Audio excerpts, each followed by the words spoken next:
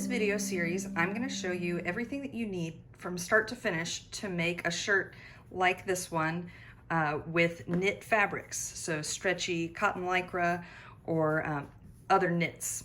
I will assume that you have some experience with a sewing machine, so I'm not going to show you complete basics like how to use your machine, but I will go through every detail that you need to know if you're just jumping into using knit fabrics coming from woven or from quilting, the things that you need to know to get started making your own clothes. So first up is the machine that you'll need. Everything I'm going to show you in this series can be done with your standard sewing machine, although I will make future videos using the serger or overlocker and also the cover stitch to show you how those machines can kind of upgrade the finishes on your garments.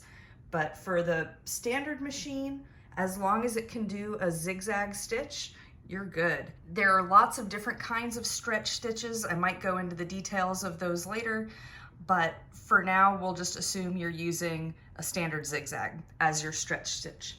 For thread, I generally use 100% polyester. My favorite is the Gutermann Mara 100 series. So you can order these online from WWAC, or you can get them from your local craft store.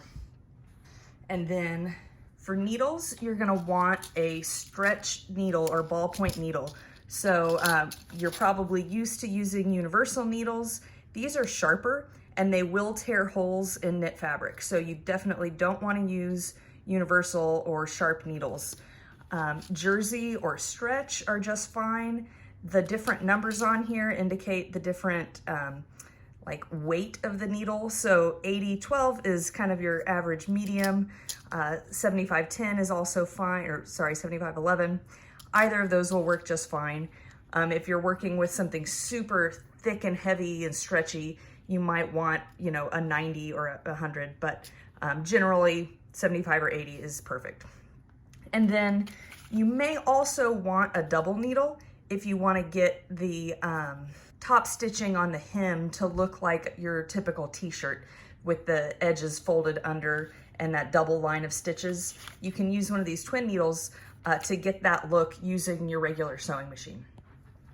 I also am using a walking foot. I got this online.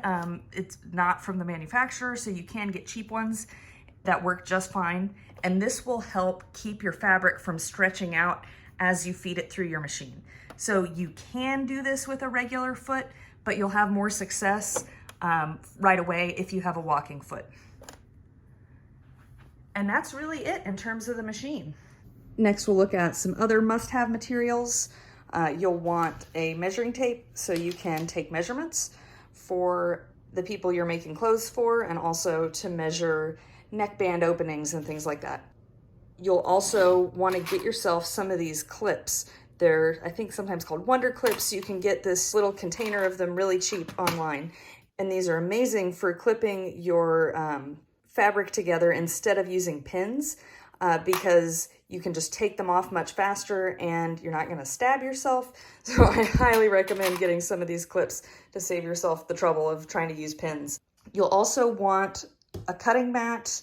I highly recommend a cutting mat and rotary cutter. It will be much easier and much faster to cut out your fabric than trying to trace it and cut out with regular scissors. I'm going to call this a must-have, to have as big of a mat as you can get, or as you have a place for. That mine is 24 by 36, and that's generally big enough for most clothes that I need to make. If I'm making like adult pants or something like that, it's still, I could use a little bit bigger one if I had more space, but 24 by 36 works for me. And then any kind of rotary cutter that you can get at your craft store is going to work just fine. This one is a 45 millimeter.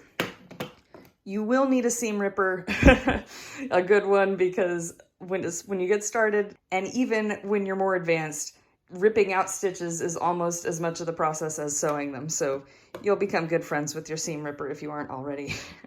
You'll also, I highly, highly recommend getting some quilting rulers, the clear kind, so that you can just make it even faster for cutting straight lines with your rotary cutter on your cutting mat. It also helps to have an iron and an ironing board for some of the steps to make it flat and lay nice before you top stitch. And then over here, these are some optional tools. This tall one is a thread spool holder. So if you have like cones that you want to use with your sewing machine, this can be very helpful because it's hard to use a cone on the tiny little spindle on your sewing machine. This is called a bodkin, and if you're threading elastic through casing, this is incredibly helpful to clip it on your elastic and then pull this thing through instead of trying to use a safety pin or something like that. Highly, highly recommend getting one of these if you're going to start working with elastic. And then you might want tailor's chalk. This is a particular kind that's like a little roller on the end. Rather than a pencil, but you can use either tailor's chalk or invisible disappearing ink when you start to get more advanced and need to mark things like notches or other placement markers for buttonholes and things like that. These come in handy. And last but definitely not least, I have a projector on the ceiling. So I will definitely make its own video for that, but this is, in my opinion, an indispensable sewing tool, and I'll talk about that in the future. But you can definitely get started without a projector and without any of this extra stuff over here. I just figured while I'm going through materials, might as well show you basically all of the tools that I use. All right, next up, we will talk about different kinds of fabric.